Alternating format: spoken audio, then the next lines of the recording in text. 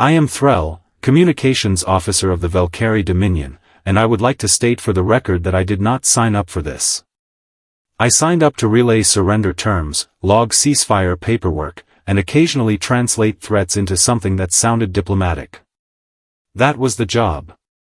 Nobody mentioned meteors. Eshtera was burning, as colonies tend to do when the Dominion decides they need correcting. 3 species had already folded under our fleet that decade, and honestly, by that point surrendering had become routine, almost polite. You'd get the formal hail, the dramatic silence, and then some tired planetary governor would sigh into the calm and ask where to sign. I had templates for it. I was proud of those templates. So there I was, watching Eshtera's atmosphere light up with our bombardment, filling out my usual paperwork in my head, when the sensors screamed about something entering orbit that, according to every rule of physics and etiquette, should not have been possible. No shields. No hailing frequency. No fleet formation. Just objects. Falling. Fast. Sir, I said to my commander, I think the humans are throwing rocks at us. He did not appreciate the joke. He appreciated it even less when the rocks got up and started shooting. Let me back up, because if you're reading this in some archive a century from now, you probably don't remember what the galaxy used to think about humanity. Allow me to summarize, nobody cared. Humans made first contact decades ago, said some things that upset several empires, got shot at, disappeared behind their own borders, and then went silent. Completely silent. No trade, no diplomacy, no threats, nothing. The general consensus among Dominion scholars was that they'd either wiped themselves out fighting each other, which frankly tracked given the reports, or they were hiding somewhere too embarrassed to come back out. They became a punchline. Gone quiet as a human, we used to say, meaning something had vanished without explanation. I always pictured them as some tragic, unfinished drama nobody bothered watching the ending of. Extinct, probably. Irrelevant, definitely. So you can imagine my professional confusion when Eshtera's sky opened up and Irrelevant started raining down wearing armor. The pods didn't look like ships. They looked like scrap metal that had made poor life choices, screaming toward the surface with no visible deceleration plan. I remember thinking, with great sincerity, that we were about to witness the galaxy's first mass suicide by orbital drop. Then they hit. Craters, dust, silence. And then the hatches popped open, and men and women in armor climbed out, dusted themselves off, and started checking their weapons like they'd just stepped off a very bumpy bus rather than fallen out of the sky in a metal coffin.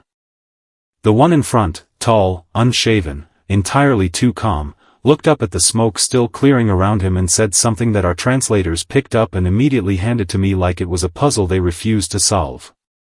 Well, he said, that's one way to skip the line. His name, we would later learn, was Captain Dane Calloway.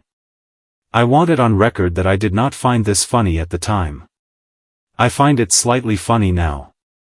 Protocol demanded we hail the newcomers and offer them the standard courtesy, identify yourselves, declare your intentions, prepare your terms of surrender. It is a beautiful, time-tested script. I have recited it in 4 languages. I opened the channel. I delivered the opening line with all the gravity a burning war zone deserves. The response came back almost instantly, a voice, unbothered, slightly amused. Yeah, hi. Any chance someone down here's got coffee? Real coffee, not that recycled sadness. I stared at my console for what I am told was an uncomfortably long time. They are not surrendering, I told my commander. Then what are they doing? I believe, I said slowly, they are asking about beverages. Nobody in that command room had a protocol for this. We had war doctrine. We had de-escalation doctrine. We did not have a doctrine for a species that seemed constitutionally incapable of realizing it was supposed to be afraid. Command's response was, in hindsight, adorable. They dismissed the human drop as a rounding error. A company of drone soldiers, cheap, expendable, built for exactly this kind of mop-up, was sent to clean the anomaly off the map before lunch. I watched the feed. I want to describe it accurately, so bear with me. The drones advanced in formation, because drones love formation, it's the one thing they're good at. The humans did not form a line.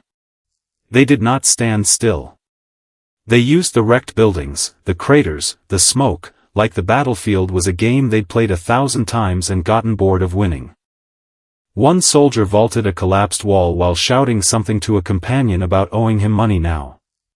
Another used a support column for cover while calmly narrating, out loud, to nobody, that the drone's targeting pattern was criminally predictable, like, embarrassingly so.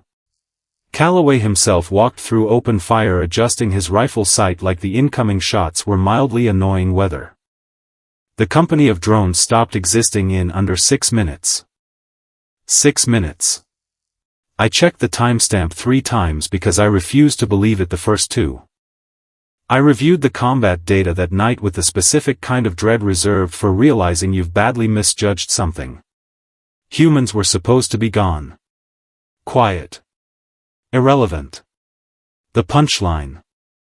The punchline had just erased an entire company like it owed them lunch money. What unsettled me wasn't the efficiency, empires are efficient, we're efficient. What unsettled me was the tone. Other species fight because they must, because survival demands it, and there's a grim, understandable weight to that. The humans fought like this was personal. Like they'd been waiting. Like somewhere in that decades-long silence, something had been building, patiently, and had finally been given a reason to come out. I remember writing in my report, only half joking, species status, previously believed extinct. Current status, extremely alive, extremely rude, extremely well-armed. My commander did not find that funny either. I was on a roll. Intelligence eventually pieced together what those quiet decades had really been. Humanity hadn't vanished. They'd retreated, regrouped, and started quietly gathering the galaxy's leftovers, the refugee fleets, the broken remnants of worlds no empire wanted to bother rebuilding. While the rest of us assumed they were gone, they'd been assembling something out of everyone else's discarded tragedies. Reading the dossier felt like reading a review for a restaurant that had, without telling anyone, spent 10 years becoming the best kitchen in the sector. Previously assumed closed. Surprise, still open. Please see the fresh minefield out back. It explained the coffee comment, honestly. When you've spent a decade holding a coalition of desperate survivors together with duct tape and sheer stubbornness, a burning battlefield probably feels like a Tuesday. The Dominion, being a Dominion, did not take the hint. Command doubled down, committing a genuine fleet to crush what they still insisted on calling the human anomaly before it became a habit. More pods fell. More ships arrived, not gliding in gracefully through hyperspace like civilized invaders, but dropping in hard and fast, kinetic entry, no fanfare, like humanity had collectively decided grand entrances were a waste of fuel. Calloway led the counter, and I'll admit, watching it live was the first time I stopped taking notes and just watched. His squad moved like they'd rehearsed chaos itself, splitting Dominion forces into confused, isolated pockets while trading jokes over comms the entire time. One soldier complained about sand getting into his boots mid-firefight. Another asked if anyone was taking bets on how long Command would keep sending drones, like this is a subscription service. Calloway's own line, the one that made it into 3 separate Dominion after-action reports because nobody could believe a soldier actually said it under fire, was this: you'd think after the first company got wiped, someone up there would stop ordering the same thing off the menu. The Dominion fleet broke formation within the hour. Not destroyed, but humiliated, which in military terms is often worse. A ceasefire was called, mostly so Dominion Command could figure out what exactly they were negotiating with. I was sent, because apparently nobody else wanted to be in a room with the thing that had just dismantled 2 engagements with a rifle and a bad attitude. Calloway was younger up close than I expected, and more tired. The sarcasm didn't disappear, but it thinned out, revealing something underneath it that looked a lot like exhaustion older than the battle itself.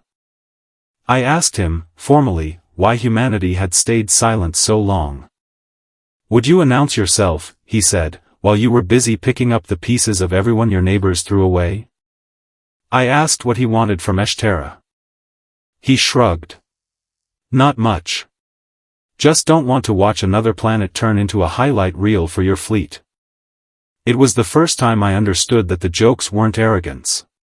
They were armor, worn by people who had apparently run out of patience for grief a long time ago and settled for humor instead, because at least humor didn't slow you down mid-fight. Command's final war meeting on the matter resembled, more than anything, a failed product review. Losses were high, morale was cratering, and nobody could explain to their superiors why a species everyone had written off had just handed us 2 consecutive defeats without apparent effort. The order came down to withdraw from Eshtera. Officially, it was framed as strategic reallocation of resources. Unofficially, everyone in that room knew it as what it actually was: we'd lost, to soldiers who fell out of the sky, cracked jokes the entire time, and never once asked us to take them seriously before making us regret not doing so immediately. Word spread fast after that. Across the front, humanity picked up a new reputation, spoken half in fear and half in something close to reluctant admiration, the ones who fell from the sky and never bothered apologizing for it. I stayed on Eshtera longer than my orders required, mostly out of professional curiosity, and partly, I'll admit now, because I wanted to understand them better. The humans didn't leave once the fighting stopped. They stayed and helped rebuild, hauling debris, patching shelters, arguing cheerfully with Eshteran engineers about the correct way to reinforce a wall. I found Calloway sitting on a crate one evening, watching the sunset like a man checking it off a very short list of things he still enjoyed. "You people are exhausting," I told him, which felt like the most honest thing I'd said all week. "Yeah," he said, grinning. "We get that a lot. Do you ever take anything seriously?" He considered it. "Grief. Coffee. Making sure nobody else loses a home if we can help it." He glanced at me. "Everything else is negotiable. I am writing this account for the Dominion archive, mostly because someone needs to correct the record, and because frankly nobody else will believe it without a written source. The galaxy spent decades assuming humanity was gone, finished, an unfinished story nobody cared to complete. They weren't gone. They were reloading. And when hope finally ran out for the rest of us, it turned out it didn't need wings to arrive. It just needed an atmosphere, some really bad landing gear, and a captain who'd crack a joke about coffee before he'd ever admit he was scared. Hope, it turns out, doesn't fall gently. It falls hard, gets up, dusts itself off, and asks if anyone's got something better to shoot at.